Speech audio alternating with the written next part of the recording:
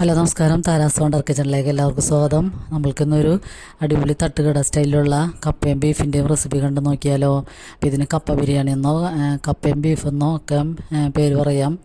തട്ടുകട സ്റ്റൈലിലാണ് നമ്മൾ തട്ടുകടയിൽ നിന്ന് കഴിക്കണ സ്റ്റൈലിലാണ് ഉണ്ടാക്കിയേക്കണത്. അപ്പോൾ നമുക്ക് അതിന് വേണ്ടി നല്ല നെയ്യുള്ള ബീഫ് തന്നെ ഇതിന് വേണം. കപ്പ ഇടുമ്പോൾ ടേസ്റ്റ് ഉണ്ടാകാൻ വേണ്ടി നെയ്യുള്ള ബീഫാണ് എടുത്തേക്കണത്. അപ്പോൾ അത് നമ്മൾ നന്നായിട്ട് കഴുകി വെള്ളമൊക്കെ നന്നായിട്ട് വാർന്നതിന് ശേഷമാണ് കുക്കറിലൊക്കെ ഇട്ടേക്കണത്. പിന്നെ നമുക്കതിലേക്ക് പൊടികളൊക്കെ ഒന്ന് ചൂടാക്കിയാണ് ഞാൻ ഇട്ട് കൊടുക്കണത്. അപ്പോൾ ഒരു 3 ടേബിൾ സ്പൂൺ മല്ലിപ്പൊടി ഇടണം. ബീഫിൽ കപ്പയൊക്കെ ഇടുമ്പോൾ മല്ലിപ്പൊടി കൂടുതലിടണം. ചിക്കനിൽ മല്ലിപ്പൊടി ഇട്ടില്ലെങ്കിലും കുഴപ്പമില്ല, നമുക്ക് ബീഫിൽ മല്ലിപ്പൊടിയിലാണ് ടേസ്റ്റ് വന്നത്. അപ്പോൾ പിന്നെ അതിലേക്ക് ഒരു 1.5 ടീസ്പൂൺ മുളക് പൊടിയും പിന്നെ 1/2 ടീസ്പൂൺ മഞ്ഞൾപ്പൊടി, പിന്നെ ഒരു 1/2 ടീസ്പൂൺ കുരുമുളക് പൊടി, പിന്നെ ഗരം മസാലപ്പൊടി 2 ടീസ്പൂൺ, ഇത്രയും കൂടി ഇട്ടിട്ടൊന്ന് ചൂടാക്കിയിട്ട് നമുക്ക് ഈ ബീഫിലേക്ക് ചേർത്ത് കൊടുക്കാം. പിന്നെ ഞാൻ അതിലേക്ക് ഒരു 5-6 പച്ചമുളക്, ഒരു വലിയ കഷ്ണം ഇഞ്ചി, 2-3 വെളുത്തുള്ളി അരിഞ്ഞത്, പിന്നെ ഒരു സവാളയുടെ പകുതി എടുത്തിട്ട് അതും കൂടി അരിഞ്ഞിട്ട് ബീഫിലേക്ക് ഇട്ട് കൊടുക്കാം.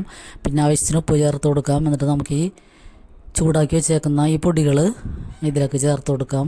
അപ്പോൾ ഈ പൊടികൾ ചൂടാക്കണത് ഈ ബീഫിൽ നമ്മൾ ഇടുമ്പോൾ തന്നെ നല്ല വെന്തൊഴിയുമ്പോൾ നല്ല കളർ കിട്ടും. അല്ലെങ്കിൽ ഇത് നന്നായിട്ട് ചൂടാവണ കാരണം തന്നെ ബീഫിന് നല്ല കളറായിരിക്കും. പിന്നെ അതിലേക്ക് നമുക്ക് കുറച്ച് പച്ച വെളിച്ചെണ്ണയും കൂടി ഒഴിച്ചിട്ട് നന്നായിട്ട് കൈ കൊണ്ട് തന്നെ നന്നായിട്ട് മിക്സ് ചെയ്യാം.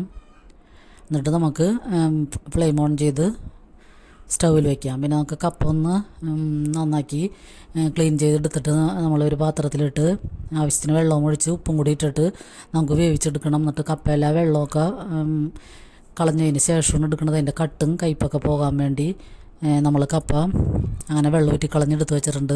അപ്പോൾ ബീഫ് നമ്മുടെ വെന്തെടുത്ത് വെച്ചിട്ടുണ്ട്. ഇപ്പോൾ ബീഫ് മുഴുവനും ഞാൻ ഈ കപ്പയിലിടാനുള്ള കുറച്ച് ബീഫ് എടുത്ത് ഫ്രൈ ചെയ്യാൻ മാറ്റിയിട്ട് ബാക്കി ഇതിൻ്റെ ഗ്രേവിയും എല്ലാം കൂടിയിട്ടാണ് ഇതിലേക്ക് ചേർത്ത് കൊടുക്കുന്നത്.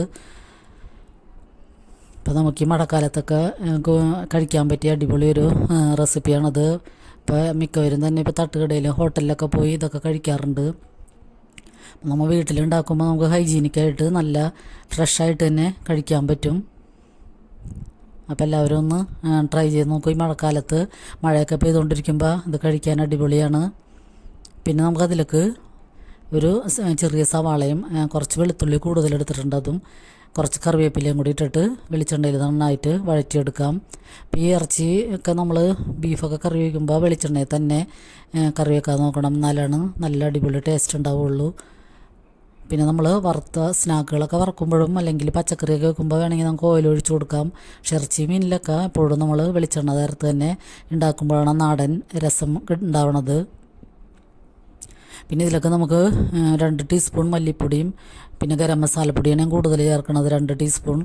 അത് വീട്ടിൽ തന്നെ നമ്മൾ പൊടിച്ച് വെച്ചേക്കണതാണ്. അപ്പോൾ അതിൽ പെരിഞ്ചീരകവും ഏലക്കായൊക്കെ കൂടുതലിടണം തന്നെ നല്ല സൂപ്പർ മണമാണ് ഈ മസാലപ്പൊടിക്ക്. നമുക്ക് കടകളിൽ നിന്നൊക്കെ മേടിക്കുന്ന നേരം കൊണ്ട് നമുക്ക് ഫ്രഷായിട്ടുള്ള മസാലക്കൂട്ട് മേടിച്ചിട്ട് അത് ഒന്ന് ചൂടാക്കിയിട്ട് മിക്സിയിലിട്ട് പൊടിച്ച് വെക്കുകയാണെങ്കിൽ കുറേ നാൾ നമുക്ക് ഉപയോഗിക്കാൻ പറ്റും. അപ്പോൾ നമ്മൾ ഈ മസാലയൊക്കെ നന്നായിട്ട് പച്ചമണമൊക്കെ മാറി ഒന്ന് മൊരിഞ്ഞതിന് ശേഷം നമുക്ക് ഈ കപ്പ ആദ്യം ഇട്ട് കൊടുക്കാം, എന്നാലാണ് ആ ഗ്രേവിയൊക്കെ ഇതിലേക്ക് പിടിക്കുള്ളൂ. അപ്പോൾ നല്ല അടിപൊളി കപ്പയുമായിരുന്നു, നല്ലോണം വെന്ത് നല്ല ടേസ്റ്റുള്ള നല്ല കപ്പയാണ്. അപ്പോൾ നമ്മളൊന്ന് കപ്പ മിക്സ് ചെയ്തതിന് ശേഷം ഈ ബീഫും അതിൻ്റെ ഗ്രേവിയൊക്കെ കൂടി ഇതിലൊക്കെ ഇട്ട് കൊടുക്കാം, ചേർത്ത് കൊടുത്തിട്ട് നന്നായിട്ട് മിക്സ് ചെയ്യാം.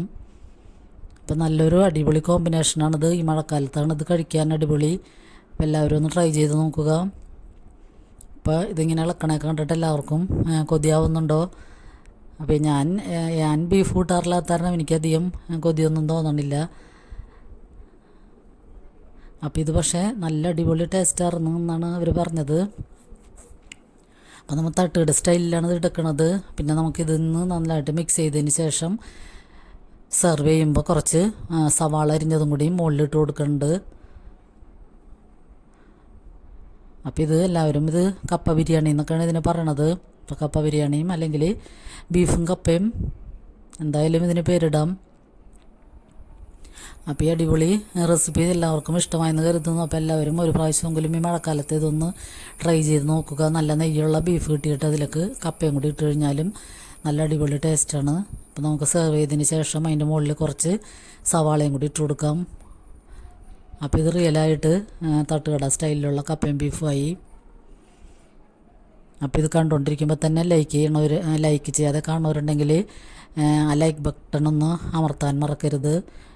പിന്നെ എല്ലാവരും സബ്സ്ക്രൈബ് ചെയ്ത് സപ്പോർട്ട് ചെയ്യണം. അപ്പോൾ നിങ്ങളെയൊക്കെ സപ്പോർട്ട് ഉണ്ടെങ്കിലാണ് ഇനിയും മുന്നേറാൻ പറ്റുള്ളൂ. അപ്പോൾ എല്ലാവർക്കും ഒരുപാട് നന്ദി.